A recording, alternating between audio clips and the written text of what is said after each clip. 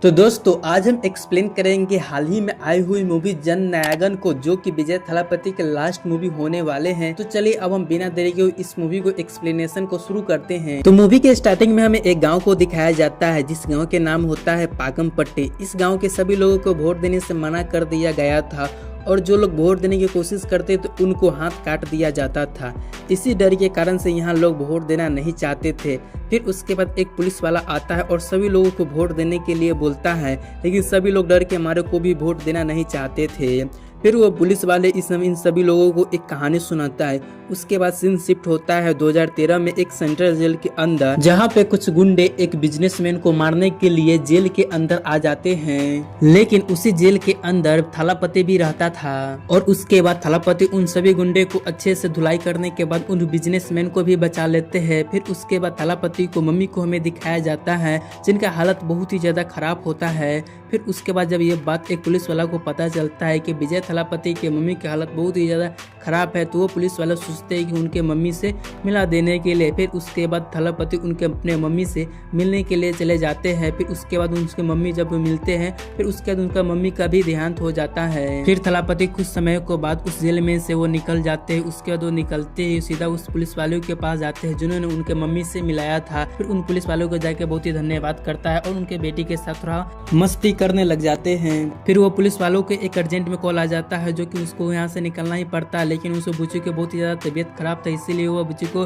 थालापति को यहाँ ही रख के चले जाता है। लेकिन तभी अचानक से उस पुलिस वालों को एक्सीडेंट हो जाता है और उनका डेथ हो जाता है। इसके बाद वो बच्चों अकेले ही हो जाता है। फिर थालापति उन बच्ची को अपने पास रखने लग जाता है। फिर वो बच्ची धीरे धीरे बहुत ही बड़ी हो जाती है, लेकिन उस बच्ची को एक बहुत ही खतरनाक बीमारी था, पैनिक अटैक, जो कि कुछ भी चीज आवाज होने पर उसको अटैक आने लग जाता है। इसी के लिए वो थालापति सोचते हैं कि इनको बहुत ही स्ट्रॉन्ग बनाने के लिए और उनको आर्मी ज्वाइन कराने के लिए सोचने लग जाते हैं। फिर उनको पूरा एक्सरसाइज घर पे ही कराने लग जाते हैं और बिज्जू को आर्मी ज्वाइन कराने के लिए घर पे पूरा ट्रेनिंग चलने लग जाता है। लेकिन बिज्जू को थोड़ा भी मन नहीं था आर्मी ज्वाइन करने के लिए, उसको बिल्कुल भी ये सब कुछ भी पसंद नहीं था।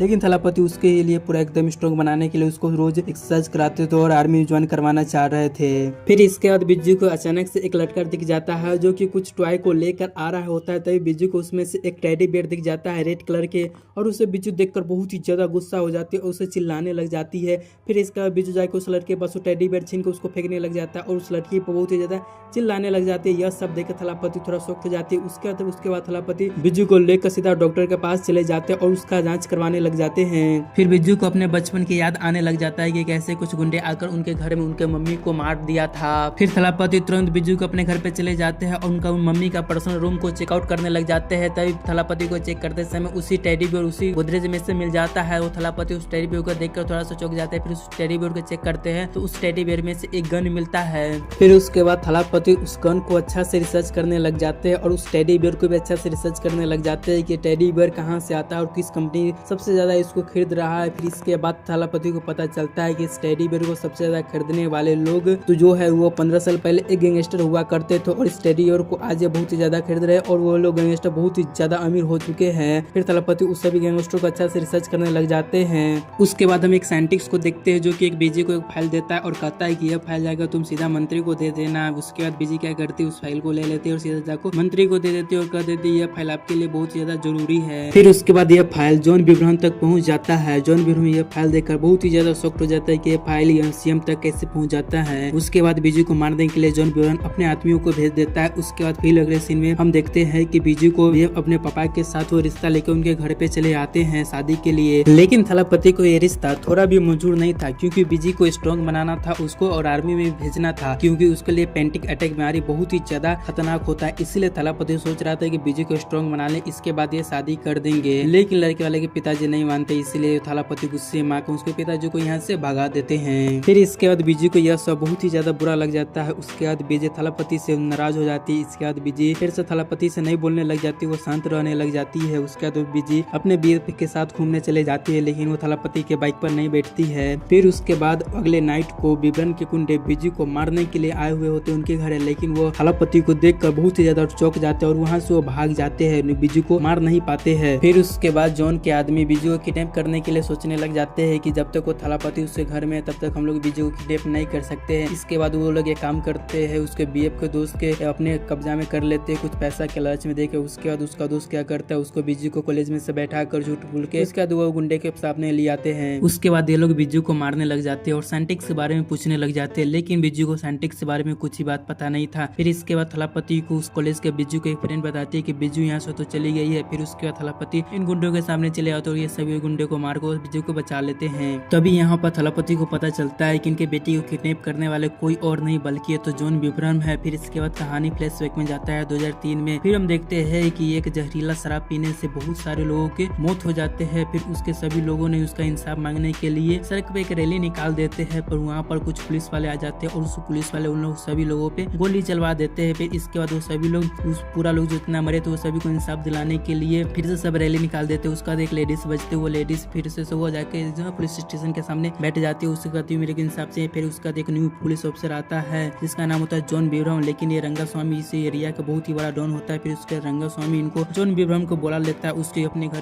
पे बुलाकर जॉन विब्रहम को लंगा करके वहां से भगा देता है। इसका तो जॉन विब्रहम बहुत ही ज्यादा पागल तरह से बन जाता है और ये कमरे में जाकर सुसाइड करने की कोशिश करने लग जाता है, पर वो सुसाइड नहीं करता है। फिर उसका पता चलता है कि यहाँ पर अच्छाई का जमाना नहीं, सिर्फ तो बुराई को ही जमाना है। फिर इसके बाद वो रंगा स्वामी से मिल जाता है और वो गलत काम ही करने लग जाता है। इसके बाद हम देखते हैं कि जो लेडी इंसाफ के लिए गुजारिश लगा रहा था उनका बेटे को किडनैप कर लेता है। फिर इसके बाद वो एंट्री होता है यहाँ पर थलापति को। फिर उसके बाद थलापति क्या करता है, उसको ले जाता है उसे रंगा स्वामी के पास और रंगा स्वामी को वहाँ बहुत ही अच्छा से वो इलाज कर देता है, उसे भी लंगा कर देता है। उसका लेडी को अन्याय दिला देता है। फिर इसके बाद हम देखते हैं कि लेडी का जो बेटी होता है उनको वो लोग रेप करके उनको बेटी के फेंक देता है। फिर उसके बाद कहानी प्रेजेंट में आता है। उसके बाद भी थलापति बिज्जू को लेकर आर्मी एकेडमी में ले जाता है और वहाँ पर ले जाकर उसको एडमिशन करा देता है। फिर उसका एडमिशन हो जाता है और उसका वहाँ पर ट्रेनिंग में स्टार्ट हो जाता है। फिर उसके बाद हम जॉन विब्रहम को देखते हैं जो कि थलापति को मारने के लिए अपने पूरे आदमी को कह देता है कि थलापति को जाकर वो उसके पुराने घर पे जाकर वहाँ पर जाकर उसको जान से खत्म कर दो। लेकिन वो वहाँ पर जब वो जाता है जंगल में तो वहाँ पर थलापति नहीं होता है।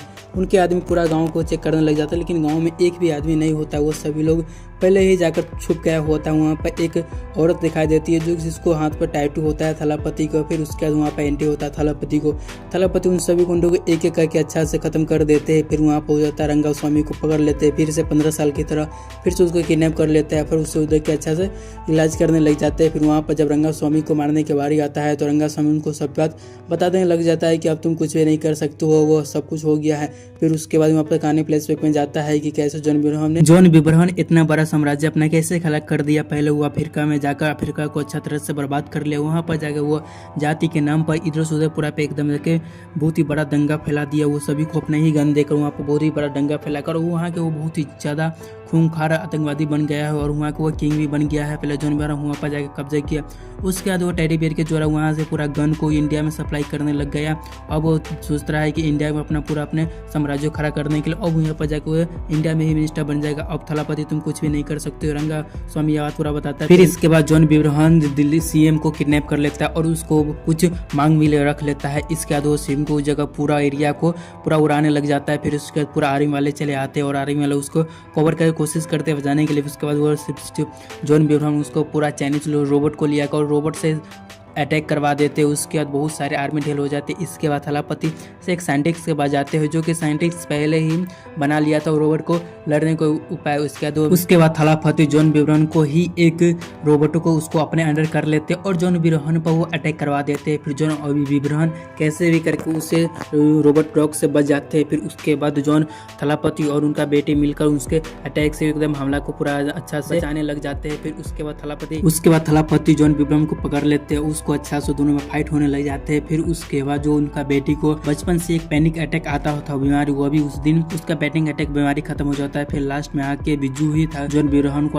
खत्म कर देती है। इसी के साथ ये मूवी यहीं पर खत्म हो जाती है। दोस्तों आपको ये मूवी कैसा लगा आप हमें कमेंट करके जरूर बता दीजिएगा और हाँ इस चैनल को सब्सक्राइब करना नहीं भूलिएगा।